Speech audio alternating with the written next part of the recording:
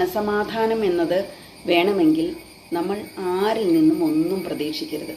നമ്മളുടെ മാതാപിതാക്കളിൽ നിന്നോ, നമ്മളുടെ കൂടപ്പിറപ്പുമാരിൽ നിന്നോ, നമ്മളുടെ മക്കളിൽ നിന്നോ, നമ്മളുടെ ഭർത്താവിൻ്റെയോ ഭാര്യയുടെയോ ഭാഗത്തു നിന്നോ നമ്മളൊന്നും പ്രതീക്ഷിക്കരുത്. കാരണം പ്രതീക്ഷയാണ് പലപ്പോഴും നമ്മളെ വിഷമത്തിലാക്കുന്നത്, സങ്കടത്തിലാക്കുന്നത്. അവരിങ്ങനെ എന്നോട് പെരുമാറി, ഞാൻ പ്രതീക്ഷിച്ച പോലെ അവർ പെരുമാറിയില്ല എന്നൊക്കെ പറഞ്ഞ് നമ്മൾ വേവലാതിപ്പെടുകയും വിഷമിക്കുകയും ഒക്കെ ചെയ്യും. ആശയും ആഗ്രഹങ്ങളും പ്രതീക്ഷകളുമാണ് പലപ്പോഴും നമ്മളെ സങ്കടത്തിലാക്കുന്നത് എന്ന് പറഞ്ഞു കേട്ടിട്ടില്ലേ?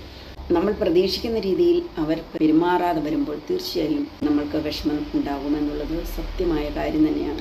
അതുകൊണ്ട് ആരിൽ നിന്നും അധികമൊന്നും പ്രതീക്ഷിക്കാതിരിക്കുക.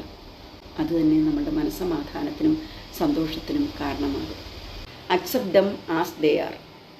അവരെങ്ങനെയാണോ അങ്ങനെ അവരെ ഉൾക്കൊള്ളുക. മനസ്സമാധാനം വേണമെങ്കിൽ അത് തന്നെ ശീലിച്ചേ മതിയാകും.